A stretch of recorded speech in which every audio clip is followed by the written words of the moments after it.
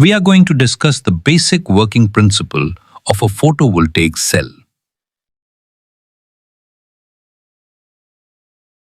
Suppose this is a layer of N-type semiconductor material. It will have plenty of electrons, meaning plenty of free electrons. These are all illustrations of free electrons moving randomly here and there in the conductor. Now say, this is a layer of P-type semiconductor material. This is P-type semiconductor material. Obviously, there will be plenty of holes here and there inside this P-type semiconductor. These are the imaginary illustrations of holes inside the P-type material. As soon as these two layers come and touch together, what will happen? There will be plenty of electrons also on the surface of the N-type semiconductor touching the P-type semiconductor. And there will be plenty of holes also at the touching surface of the P-type semiconductor to the N-type semiconductor. So because of this plenty of electrons and holes, there will be diffusion between holes and electrons. This means the electrons that find themselves at the junction will diffuse to the holes nearer to the junction. So a combination of holes and electrons occurs at that junction. Because there are plenty of holes and electrons coming together at the junction, they combine together. The electrons mean free electrons. At the same time, the free holes nearer the junction will vanish due to the recombination of electrons and holes at the junction line. So there will be no more free electrons available at the junction, and there will be no more holes available in the region very near the junction. So due to the lack of holes and electrons, meaning lack of charge carriers at this portion, that is, this junction portion of this arrangement, we refer to it as the depletion region, meaning depletion of charge carriers happens here. But at the same time, when electrons recombine with holes, it creates negative ions where the free electrons recombine with the holes. Actually, the total number of electrons and protons is the same in the P-type semiconductor as well as in the N-type semiconductor. So electrically, both of the P-type and N-type semiconductors are neutral. Now, because the electrons come to the P-type semiconductor from the N-type semiconductor, there will be a lack of electrons in the atoms very near to the junction. So obviously, due to the lack of electrons, positive ions will form. Positive ions are formed in the zone very near to the junction line in the N-type semiconductor layer. These are all positive ions formed at the junction towards the N-type semiconductor, because the electrons from the N-type semiconductor have migrated to the P-type semiconductor at the junction.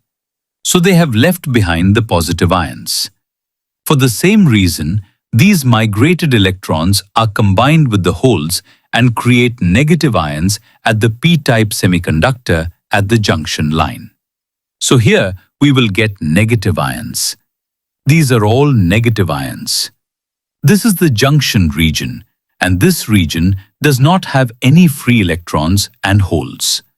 Instead, this region contains positive ions inside the N-type side and negative ions towards the P-type side. This will create a potential difference or electric field from the positive side to the negative side. Due to this electric field, no more holes and no more electrons will pass through this junction because of the repulsion of these negative ions. Now say this electron is trying to cross the junction, but it will not be able to do so because of the repulsion of the negative ions present in the junction. In the same way, if we think in the reverse way, the holes present in the P-type will not be able to cross the depletion layer because of the repulsion. Okay, leave it. We do not discuss with holes. If we only concentrate on electron movement, that will be enough to explain the theory and understand the theory. How does a photovoltaic cell work? Now suppose a light ray comes and strikes the entire material. Then what will happen? If the energy of the photon is more than the energy band gap between the valence band and the conduction band of the electrons sitting in the covalent bonds of the semiconductor, then this electron will get sufficient energy to break away this covalent bond and start moving freely in the N-type semiconductor.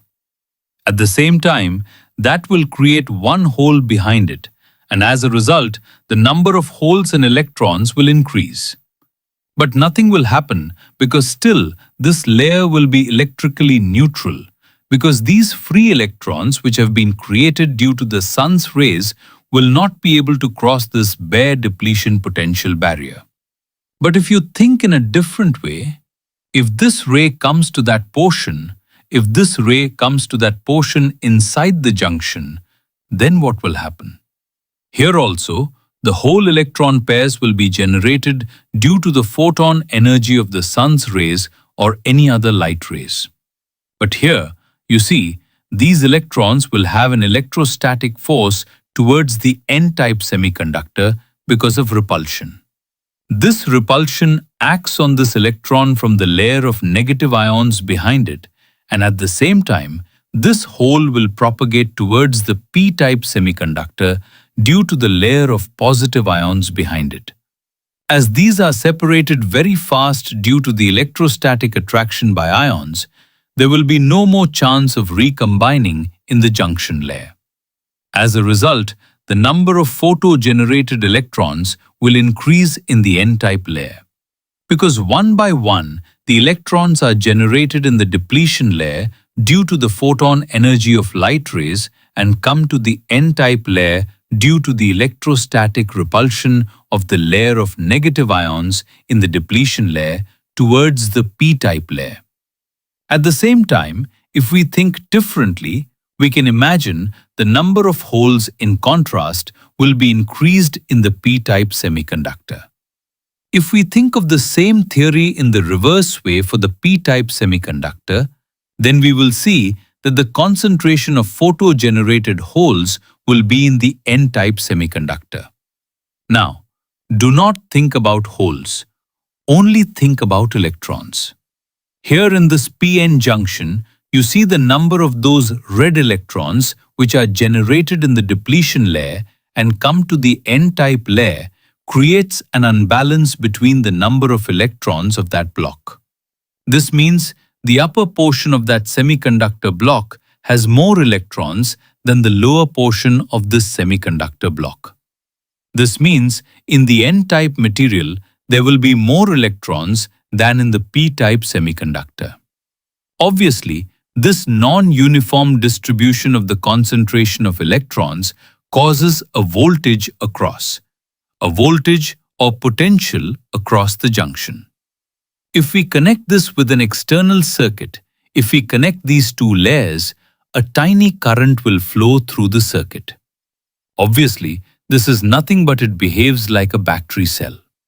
As this cell operates due to the fall of light rays from an external source, this system is called a photovoltaic cell.